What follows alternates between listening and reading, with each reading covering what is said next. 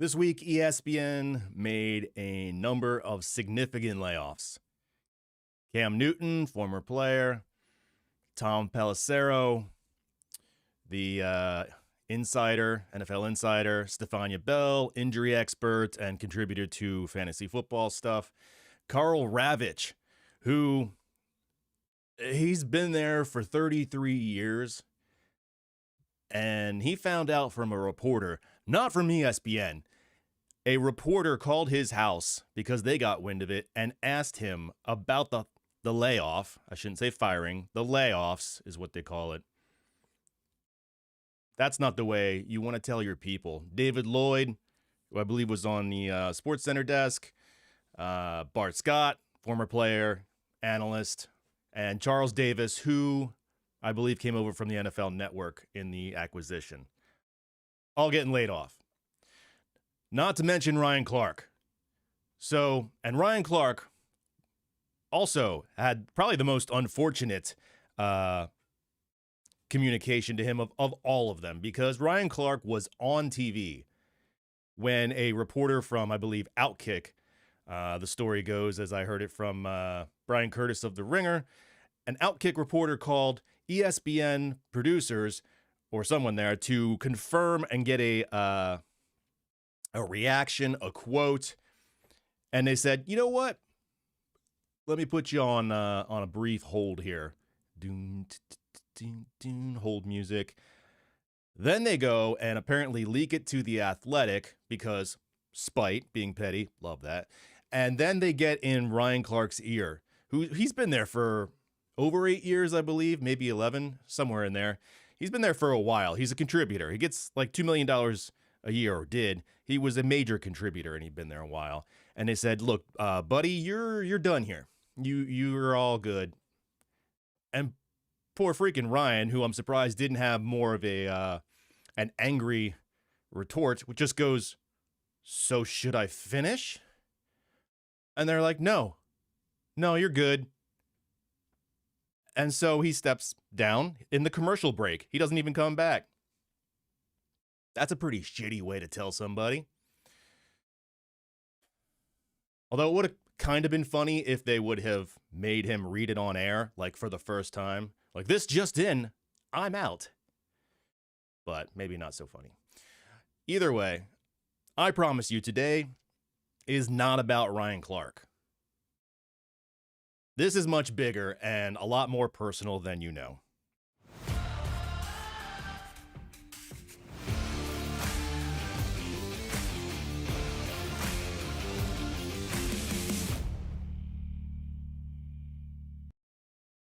Welcome to Shut Up Football. I am Jeff Stoltzfus. That is Kevin. And today we are talking about ESPN the whole time, however long this takes. I'm not going to touch any other news because this is kind of important.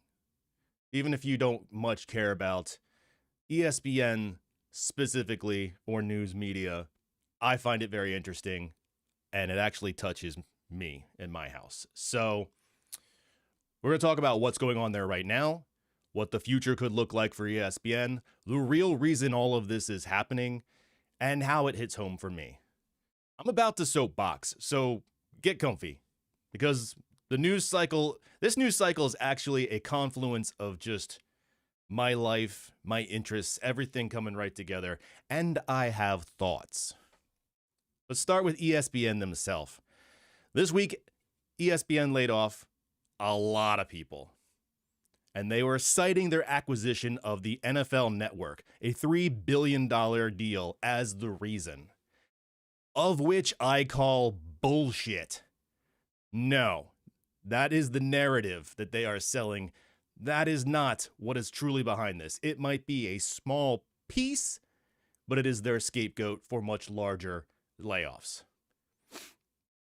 This is just the most recent wave. This is not new or sudden.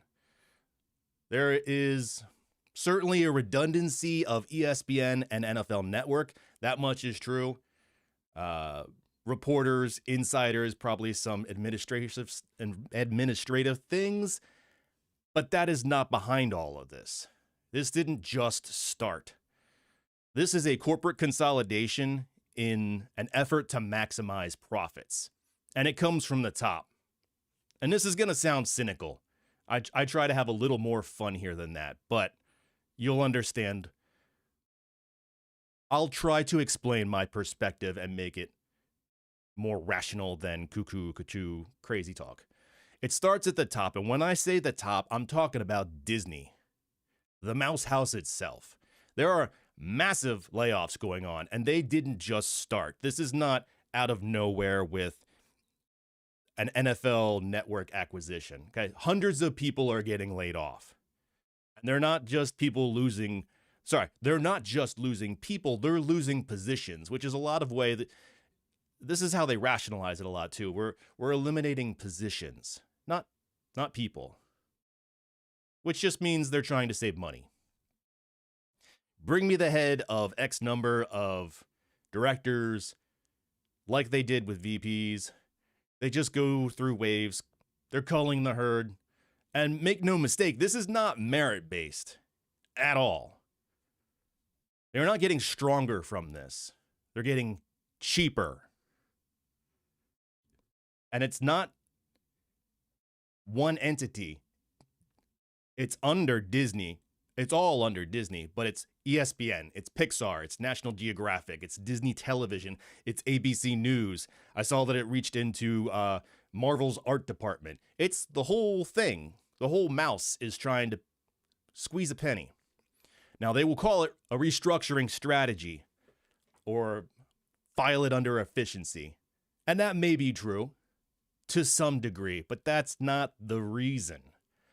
Pixar was actually hit the hardest by all of this. They had as many as 150. I actually saw more listed at one point, positions eliminated, and Pixar made over $1 billion last year, mostly off of one film.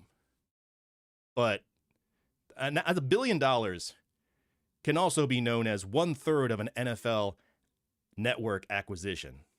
When you say, wow, they took in the NFL network for $3 billion. That's a huge chunk of change. Yeah, they also made 1/3 of that back that same year. Like, they're not hurting for money. There are administrative overlaps between some companies. That's normal for any company. And they will thin down because of that. But again, these are tiny, tiny pieces of the major puzzle here. This is actually the 3rd round of layoffs for Disney. This year, in April, they eliminated over 1,000 jobs. That was a bigger bloodletting. In 2024, they had layoffs. They blamed Disney Plus for it. In 2023, they cut over 7,000 jobs. And they are not done cutting yet. This current news cycle of who left at ESPN or the other companies, this is just the most recent one. They're not done. They're going to keep going. I'm going to talk about something personal now, and I try not to get too personal on this channel or get too soapboxy. I don't like hot takes. I don't like revealing too much about my family. I'll tell you whatever you want to know about me. But like I said at the top, this hits home for me. Not personally. I haven't worked in TV in years, many years.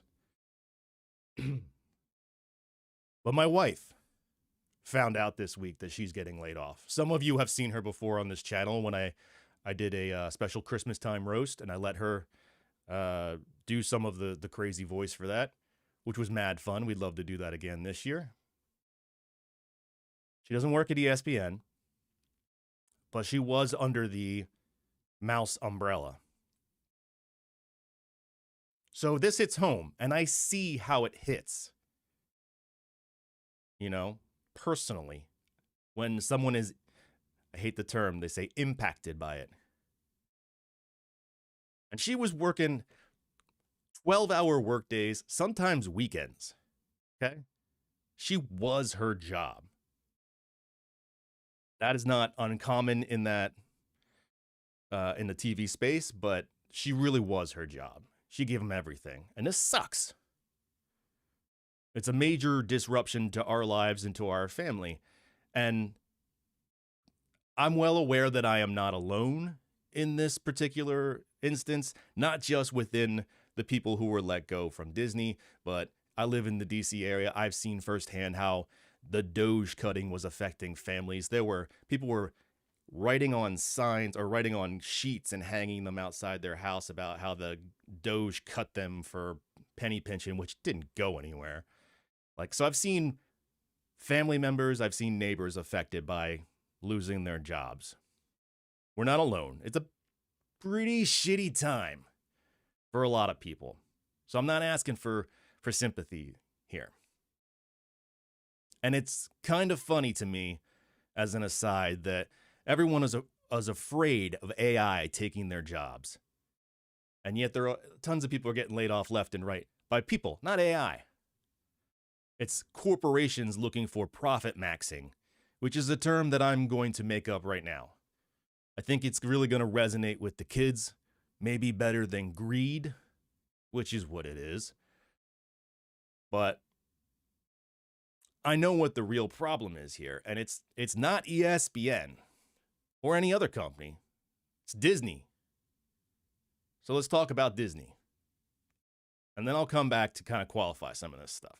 Disney claims that they need to streamline operations and reduce costs because the landscape is changing, which is true. Welcome to the party. It changed a decade ago. Where were you, Mouse? People are moving away from theaters to streaming. That is true. I cord cut, 10, 12 years ago myself. It just happened to coincide with a move cross country, and I said, you know what? Don't need your cable. Didn't need it. And that is a lot of people, and a lot of people doing that hurts ESPN because they were bundled in the cable packages, which hurts Disney in a little way, but a little way. So Disney has decided, they've come out and they said they have dedicated themselves to streaming. Sorry, actually, I misread that. They actually said theatrical releases. What are you doing, man? I don't understand. Everything is streaming, so we're moving away from streaming? I don't understand that statement. It's another stumble for them, if you ask me. And also, it's kind of more bullshit, too. I don't even believe them. If I showed you a chart of Disney income, line's going to go, do this backwards for anyone watching at home. It's going to go up and to the right. Okay, the Disney income is always going up. It's going up. Just ask a parent. Is it cheap to go to Disney? No. Ask anyone who has Disney Plus. Did it go get more expensive since you first got it? The income for Disney keeps rolling, okay? The line goes up and to the right. However, here's the problem. If I showed you their stock price, that has been flat for 3 years and is actually down 50% since 2021. Trust me, I had Disney stock. I saw the pipeline from being a child with Pixar and Marvel and Star Wars all the way through adulthood. I went, wow, what a brilliant pipeline to have somebody from basically birth all the way through the end of life with entertainment, all the options they have to monetize. That's brilliant. They must be making money hand over fist. And they are, but it's not returned to the shareholder as you would expect. But they're not hurting for money, okay?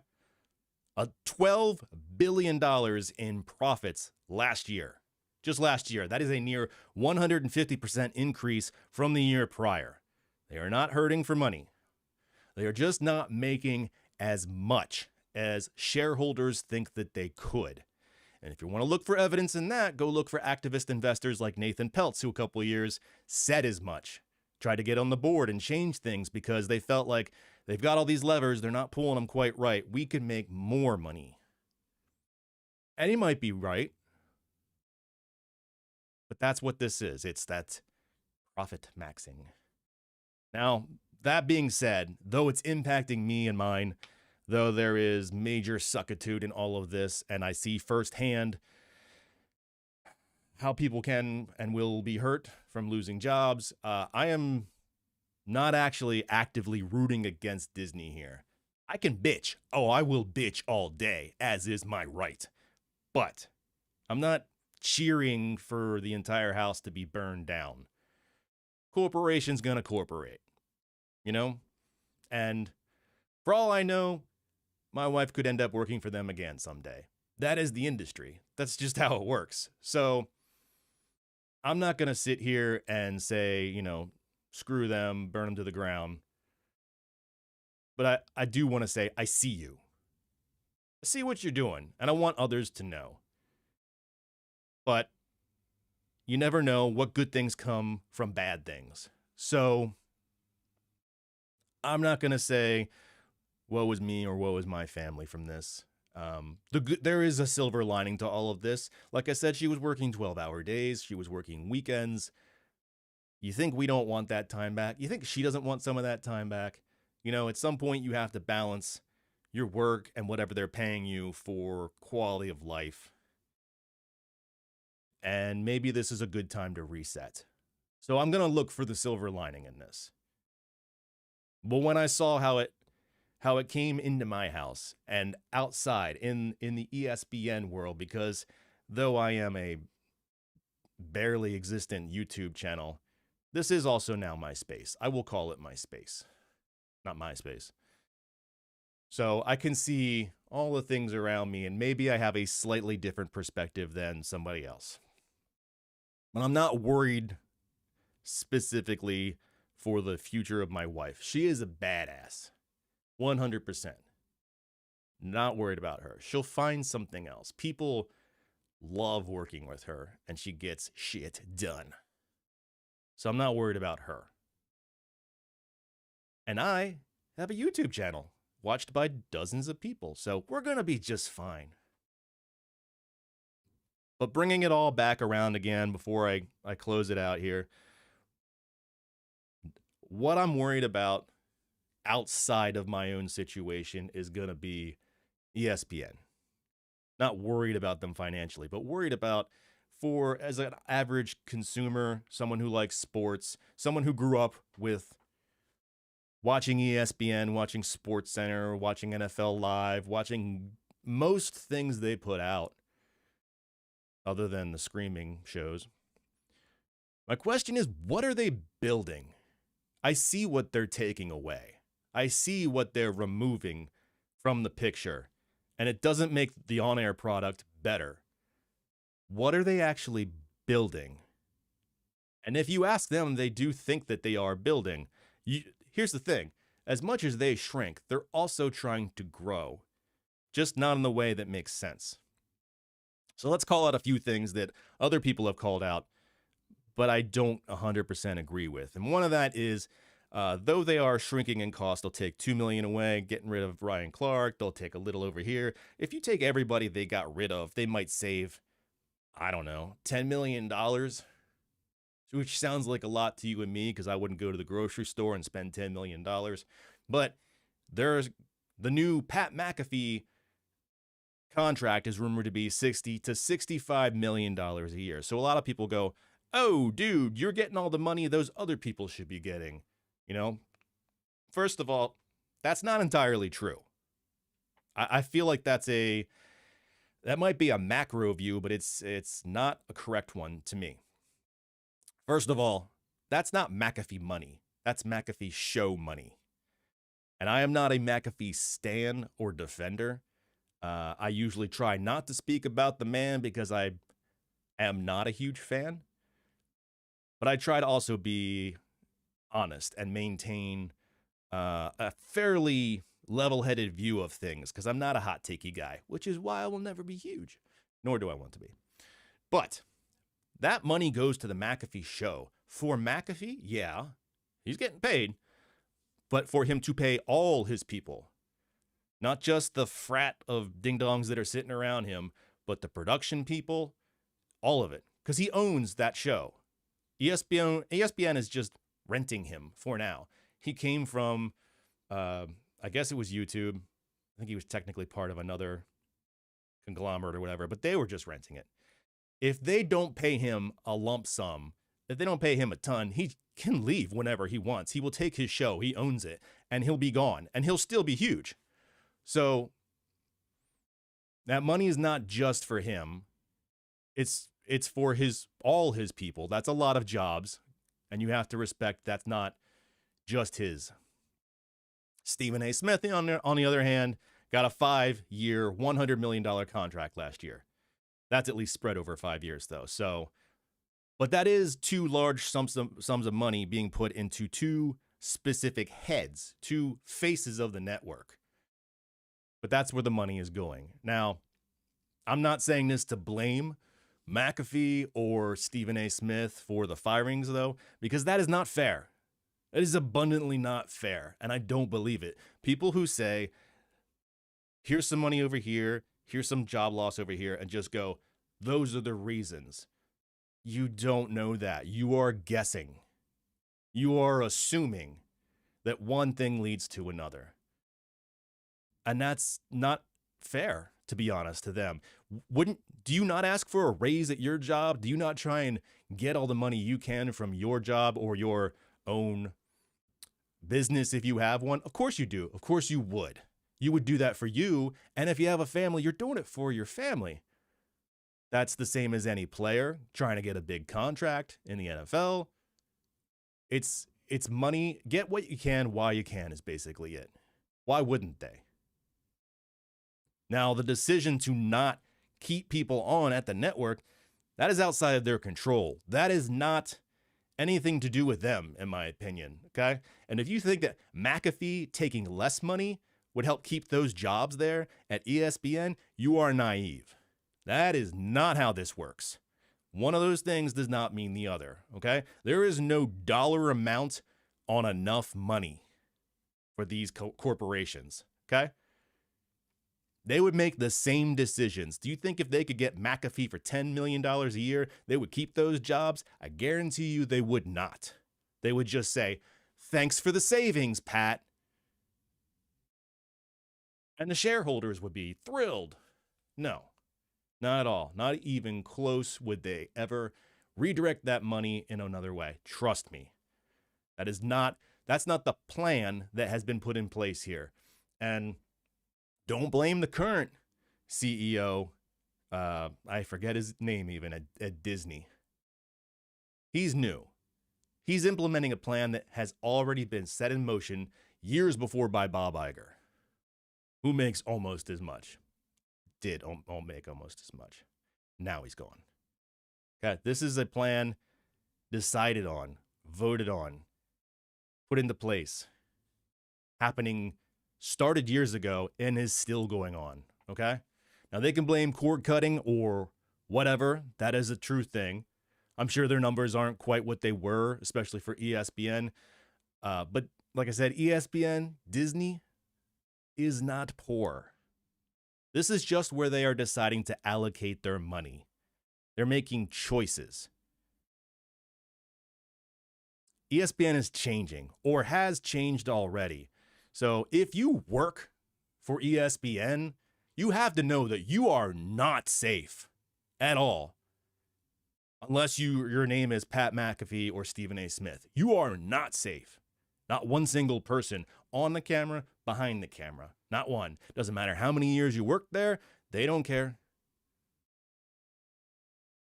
What is ESPN now even?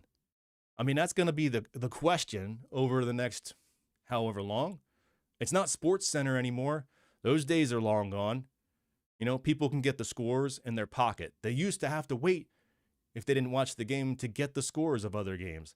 That's as ridiculous now as, you know, you're watching something on TV and they say, oh, here's a news story coming to you. We'll tell you tonight at 10 or 11. Why would I wait? Get your phone. It's right there. Don't need the news. The news is now. If you want to watch sports interviews, you have podcasts, you have YouTube, you have clips on social media.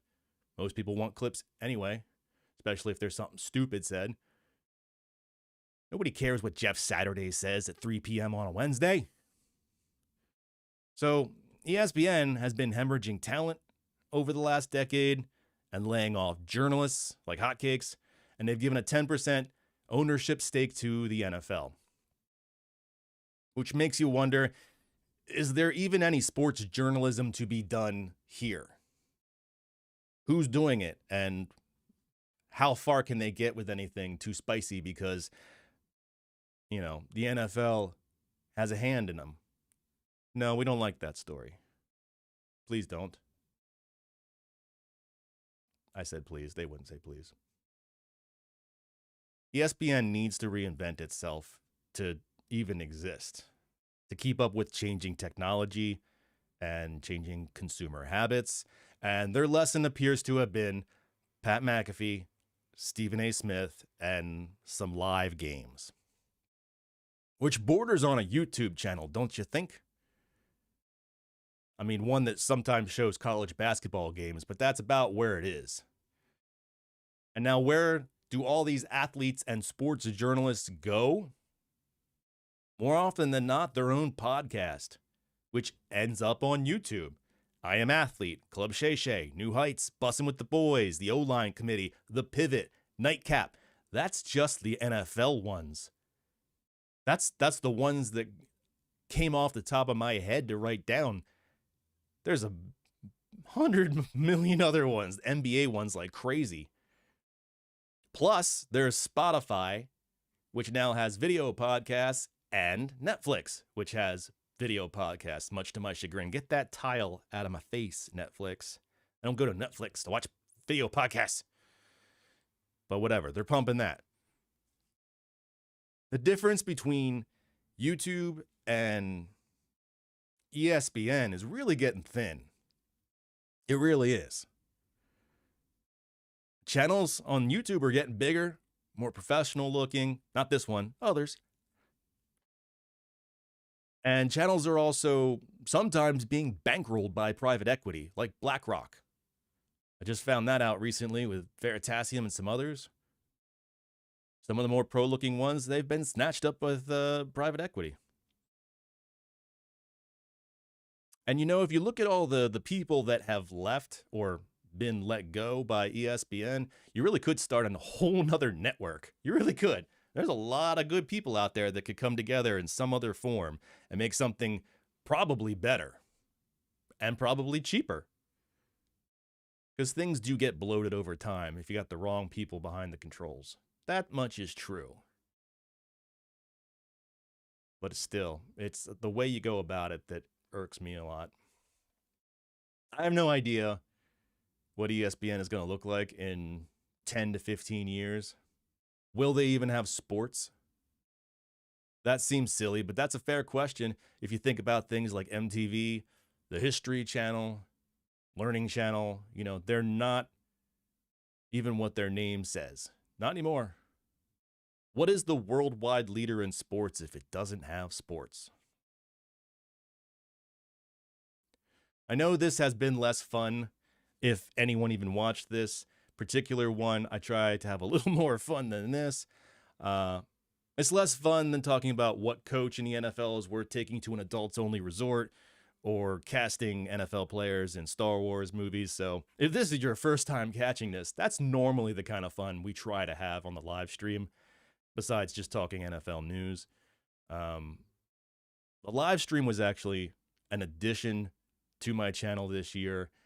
And it was kind of meant for me to talk more about stuff in general, things I wouldn't normally make a whole edited video about, because I'd rather go learn and do deep dives on NFL history and subculture and all that. And I do appreciate anyone who listened to this indulging in my rant. Like I said, I have thoughts. I have more thoughts. Some of them were less clean. Tried to sanitize and organize this for you guys so that it's not just me rumbling and rambling incoherently, which maybe that would have been fun. But it's a culmination of a lot of things that I've noticed lately, and this just lit a spark. Honestly, I had been thinking a lot of this stuff beforehand, and I just didn't see a need to say it until now. So I have a lot of questions. I have a lot of emotions. But thanks for listening. We're going to have more fun next week. I promise. Unless, of course, you enjoyed me being angry. No, let's not do that. I don't want to be one of those channels. So NFL camps are actually starting up. Yesterday, as of this taping, that's how old I am. Yesterday, I think vets and a lot of teams met. By the 28th of this month, July, they will all be back. So we'll have more news, more things to talk about, although mostly it's just going to be, are they going to be good? Some of them, yeah. And then hopefully I'll come up with something more fun to do with that than just talk news again next week. But I appreciate all of you. Know that I do. Know that I'm sure I can think of names already. Support's going to come in from some of you. And thanks, before you even say it, for my situation. But we're going to be fine. We're going to be just fine here at the Foos house. So you never know what past opportunity leads to a future opportunity. That's something I truly believe. That is why I do anything, really. That's another reason I started the live stream. What's this going to be? I don't know, but maybe it leads to something else in the future. Be ready for that. You know, they talk in sports about, don't get ready, be ready. And I think we're ready. We're ready to move on here. And we're going to do it together just fine. So I appreciate all of you stopping by, and I will see you next week, 11 a.m. on a Thursday. Thank you so much for watching. Say hi to your mom for me, and peace. Check the mic and make sure it sound right, boys.